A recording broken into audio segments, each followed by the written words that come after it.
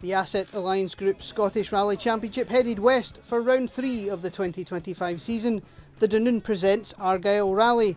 With the cancellation of the Jim Clark-Reivers Rally, the Argyll became the sole tarmac round of the season and attracted a small but high quality SRC entry. Lining up behind the returning Rory Young and Jamie Edwards. Yeah, first tarmac rally since this time last year and first in this car, so but yeah, we're looking forward to it. The sun's out, lovely weather, and it's always a good fun weekend. The Fabia crew would face stiff competition at the top, and there was also likely to be a good collection of battles between the four-wheel drive cars and the quick two-wheel drive runners. We'll just see how it goes tonight and take it from there really, but no, I enjoyed it at the small test that we did, so yeah, hopefully that keeps going. Yeah, it's good. Weather's awesome. Stages look good. Similar, pretty much the same as last year, so a few trickier ones and a few that I really enjoy, so good. Do you know, I love these little stages. They're so much fun. They're really technical. They're really busy for Chris. You know, he's got a much bigger job than me, so you know, it's good fun. 7 stages made up the Friday action, kicking off with 2 blasts through Dunoon town centre.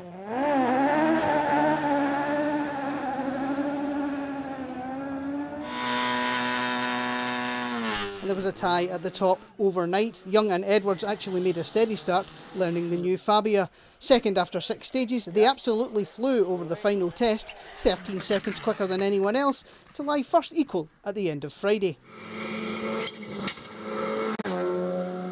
And that was with Mark McCulloch and Michael Hendry, the Proton fighting fit after an excellent Jim Clark shakedown, and they led after 6 stages, despite feeling the car was slightly too stiff.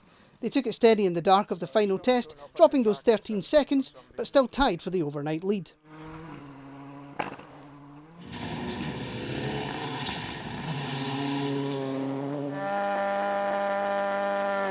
Hugh Brunton stuck with tradition, fastest through the 2 Dunoon stages. Out into the countryside, and he was taking some time to adapt to new navigator Richard Wardle's instructions. Too cautious by his standards, they were still third, just 5 seconds off the lead. Crail winners Ian Forgan and Chris Lees were also making a steady start, but that was part of the plan. A clean run, leaving the Fiesta in 4th overnight, and in the perfect position for a push on day 2.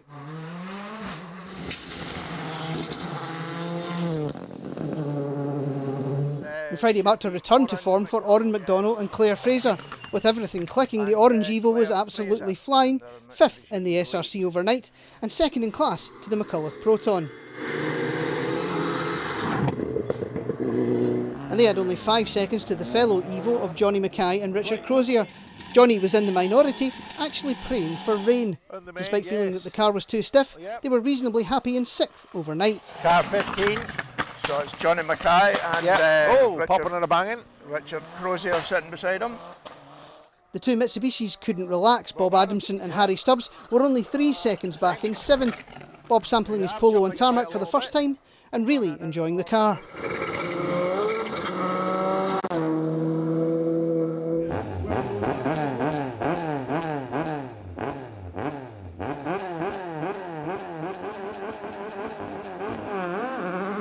Topping the 2-wheel drives, Ross Jarrett and Stephen Brown cracked the windscreen on the landing of this jump in stage 3. Enjoying the longer stages in particular, the Mark II was flying, 8th in the SRC overnight. It's Ross Jarrett. Ross Jarrett there. Scottish Championship regular. With Stephen Brown. Brett McKenzie was making his first closed road start and was understandably nervous. With Barry Young's experienced advice, they made a steady start, an approach that was proving to be very competitive, sitting 9th at the end of Friday.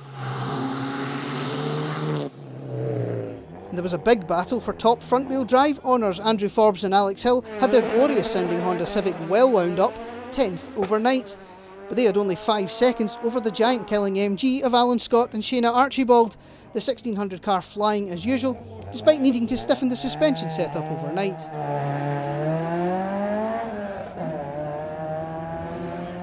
Another crew planning to change the setup, Stuart and Mark Irvin, were determined to get the Argyll monkey off their backs after years of bad luck. Taking it steady, especially when it got dark, they were 12th overnight and planning a push on the Saturday morning. Dip, late 2 right, at sign, 60 over crest, long 5 right, continues and 5 left, don't crest. We had already lost a couple of crews. Justin Gunning and Michael Motes were flying, taking an early juniors lead. But sadly they would retire with a high speed off in SS3, and everyone at the SRC wishes them a speedy recovery. We also said goodbye to Owen Patterson and Callum McPherson, the Subaru's engine crying enough after a turbo fire in SS6. It was a more strange retirement for Alistair Brearley and Peter Carstairs. A front puncture in stage 5 led to a disastrous tyre change when the jack failed multiple times. Despite the car being in perfect condition, they ended up OTL at the end of Friday.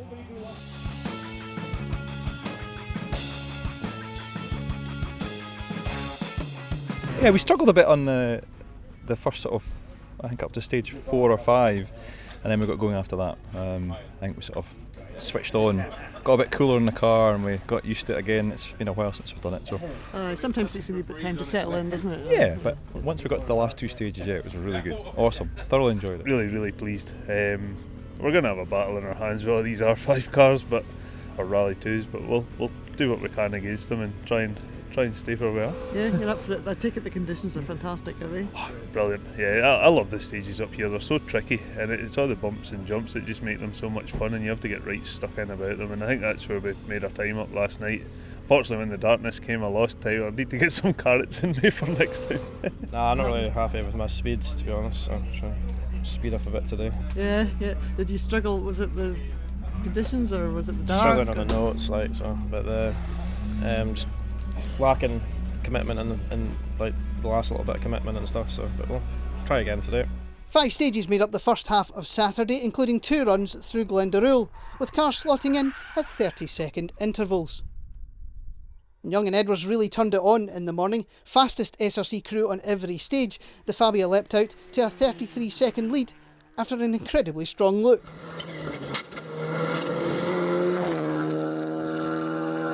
It was still tight behind the Skoda, however. Brunton and Wardle were starting to click, shadowing the Fabia's times, despite catching Brett McKenzie on the second Glendaruel run.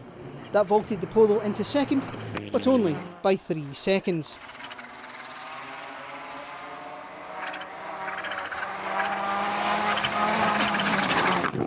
McCulloch and Hendry knew that their home-engineered car was going to be at a slight disadvantage to the Rally 2s in a fair fight, but they weren't making it easy. Still getting the max out of the Proton, they were just 3 seconds down on the Polo.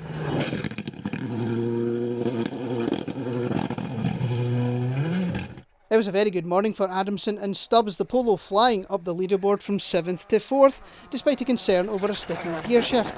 Bob really loving the new car on its first tarmac rally. It was a less good morning for Forgan and Lees. Right on the top 3 pace in the early stages, it all went wrong in Glendaruel 2 when they broke a wheel and damaged the rear suspension after catching another car. Forgan's going slow, he's got a puncture, yeah. Ian doing a great job to nurse the car through the last stage to make it back to service, but the podium bid was gone. Mark Murray, Matthew Owen in the DS3. Jarrett and Brown survived their own moment in the second Glendaruel, the Escort not happy on one of the jumps.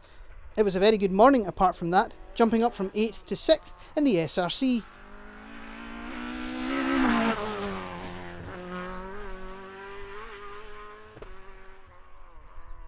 And despite the distraction of a flying Polo in their mirrors, it was a good morning for Mackenzie and Young.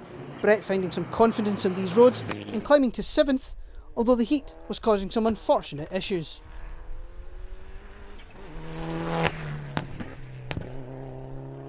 Yeah, it's just, I wouldn't mind if it was a little less hot. Just think of the weight loss. Yeah, think of the chafing.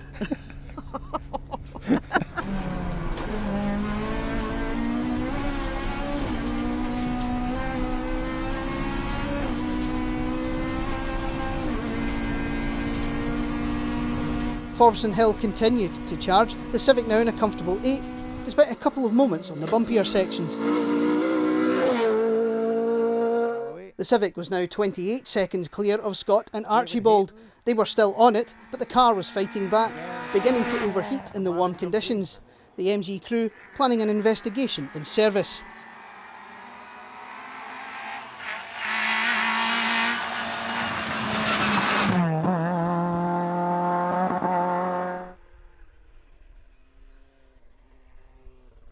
The Irvins continued to play with the I-20 setup, another crew to catch a car in Glendaruel too.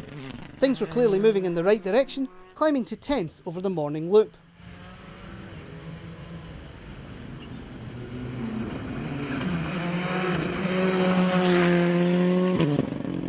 Moving into the top 12, Carol and Rob Chur were looking to bounce back after their Speyside retirement.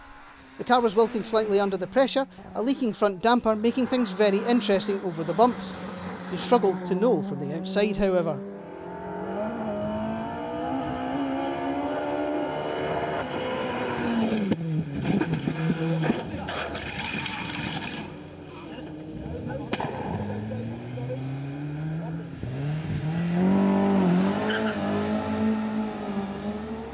Keith Robertson and Ian Nichol had nursed the Firenze through Friday night after the engine temp had spiked. Saturday was going very well, Keith loving the stages, especially Glendaruel, and they were up to 12th by service. That well-known North East Sheriff.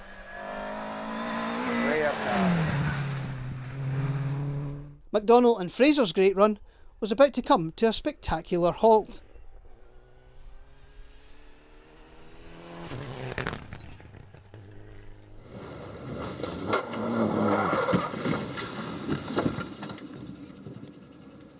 Despite whacking a post very hard in the off, that wasn't what put them out of the rally.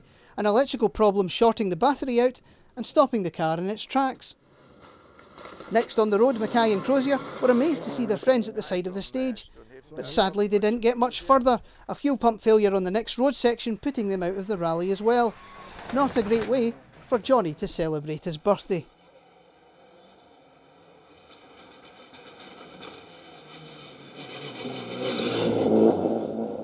And to complete the bad morning for the Scottish Mitsubishis, Willie Patterson and Tom Hine were continuing their STRC campaign in the Asset Alliance Evo.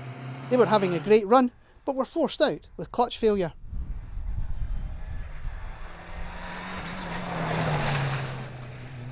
Clutch issues were also the theme for Fletcher Faulkner and Ian Murray. After an excellent run in the dark, they were the Moats Offshore Juniors leaders overnight. Then the clutch began to slip really badly and they were forced to pull out at Saturday service.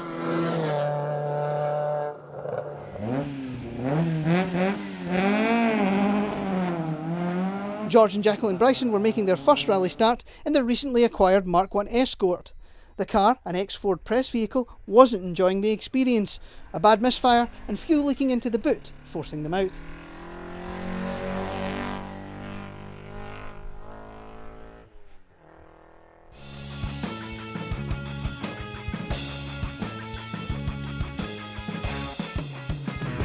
Four stages would round out the event.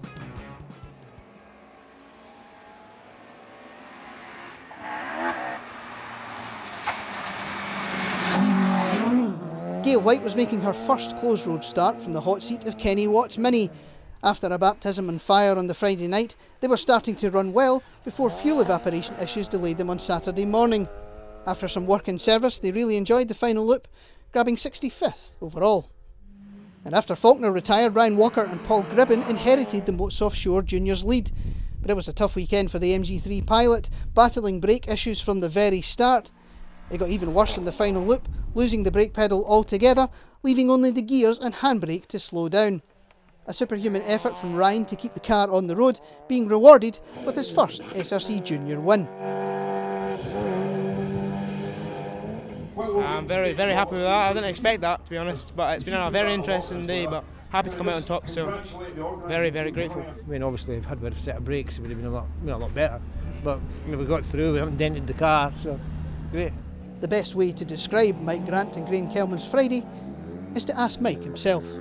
First stage after the town, we had a puncture, hit a big stone, broke a windscreen, and had to do the stage with a puncture. Then discovered when we was trying to stop and change it that I hadn't changed for the thin wall socket, so I couldn't get the wheel off. So I actually stole the gun out of Sandy's car as he was passing, and he drove off with the boot open. So I don't know if he did the stage with the boot open because he took off. He didn't even realise I'd taken his gun. Managed to change a wheel, but the map light broke, so we couldn't have denotes. It was a disaster. The Saturday also brought drama, Mike losing his glasses before stage 12. The backup pair were scratched but usable, and they battled to 14th in the SRC and the Groundwater Lift Trucks Subaru Cup win on their first closed road rally.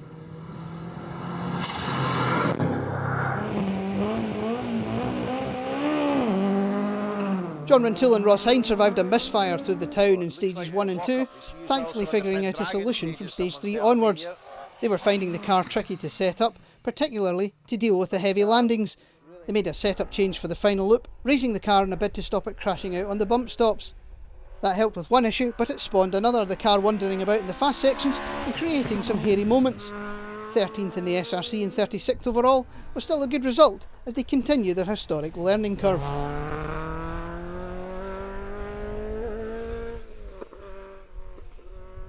Robertson and Nichols' good Saturday continued, even surviving an almost brush with a deer while flat out. 12th in the SRC and their first Haddo Energy Super Seniors win made it a successful weekend for the Forenza.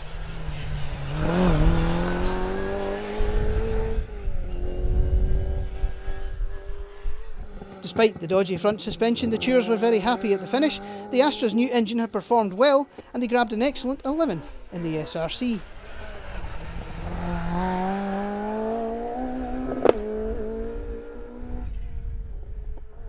It was also a good finish for the Irvins, their best run at Dunoon and their first full Argyll completion since 2021. 10th in the points was a good way to get the Argyll jinx off their backs.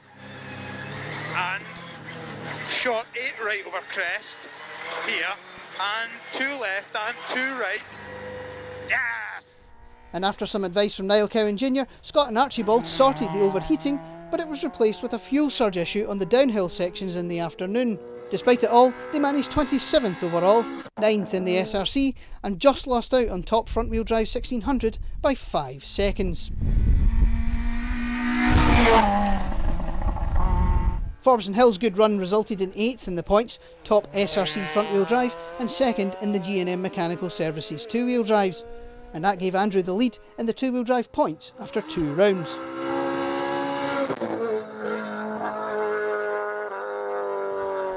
Mackenzie and Young continued to get quicker and quicker on the tar, recording 11th fastest overall in stage 14. Second in the Challengers in this round, maintaining their lead in the Challengers points. 250, crest and 6 left. 60, crest jump 40, 6 left over crest, 60. But making it a double Challengers and two-wheel drive win, Jarrett and Brown kept everything clean over the final loop. A good way for the Blue Escort to bounce back after the late Speyside retirement. Quick driver. Nice Escort, well prepared. Good night last night, better day today. Yeah, delighted, really happy, finally. Long time coming maybe, but got there in the end. Good, good. So. Excellent. Stevie, how was it for you? Quite a tough day actually. Yeah. I wasn't that happy on the notes. Just finding it difficult to get a rhythm. But yeah, Rosted drove really well to get round cleanly. The gear shift continued to stick occasionally for Adamson and Stubbs on the final loop. Despite that, they grabbed an excellent 5th in the points. Bob really enjoying the polo and these tricky stages.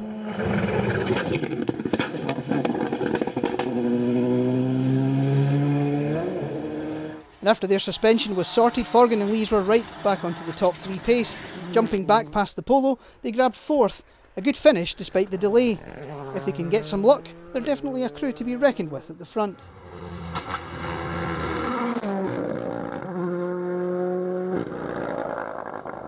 McCulloch and Hendry were still flying, rounding out the rally with a brilliant fastest time on the final stage.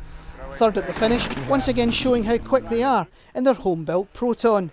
And now they lead the championship after 2 rounds.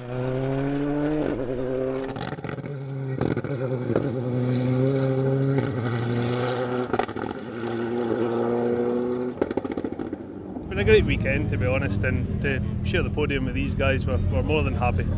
So it's been a difficult event from the start, but we've got through it, and to finish 3rd we're really pleased. Yeah.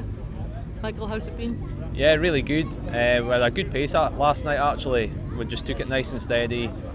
Surprised by the times actually, how far up we were. And just good pace today, just couldn't live with these guys in the newer cars, but really happy, enjoyed them vet. Just 20 seconds up the road after 2 days of battling, Brunton and Wardle were delighted with second in both the SRC and the Pro Tyre Championship. Hugh getting a well-deserved Argyll result, and Richard very happy to finally get his hands on an SRC top 3 hat.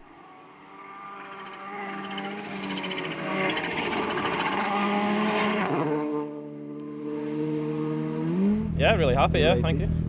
Congratulations to Rory, his pace was phenomenal all day, like he's been on another level from what we've been at, but no, he's done really well today, congratulations. And then I've enjoyed my battle with Mark as well. It's been to and fro, it's been almost the same speed for 2 days. It's been great fun, like, so it's been good. So. Yeah, it took me a long time to get one of these hats, but yeah, I've had to buy most of them.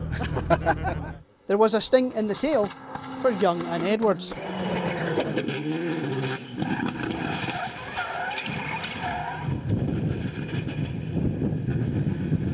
A full 360 in 4th gear, amazingly missing anything solid. They kept it together to take Rory's second Argyll win and a first SRC top spot for Jamie. Second overall in the event behind one of the top tarmac specialists in the country, showcasing once again how good the pace is in the SRC.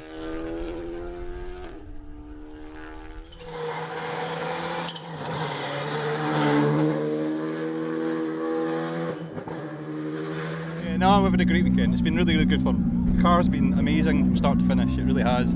Jamie's never missed a beat, yeah, it's been great. All the volunteers, big thank you to them for putting on an event and standing out there, waiting for us buzzing round, and a big thank you to all the locals for letting us drive. I think what can only be described as some of the most challenging stages in the country. But yeah, we've had a great time. Really enjoyed it. Excellent, Jamie. How was it for you? Yeah, great. Rory's right to say that we were lucky. Second to last stage, we had a massive 360-degree spin down the middle of Glendaruel, so it was a bit of an unexpected surprise, to be honest with you. So that's what happens when you touch the grass at high speed. So we consider ourselves lucky boys, and yeah, it was one of them moments that you don't forget in rallying. You just put it back into first gear and say, off we go. So we did, and anyway, we're really pleased to be here.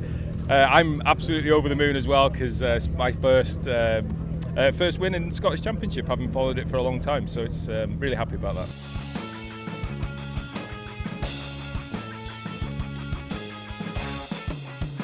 So Young and Edwards are victorious in Argyll, and McCulloch and Hendry move into the championship lead. Up next, the series returns to gravel with the RSAC Scottish Rally.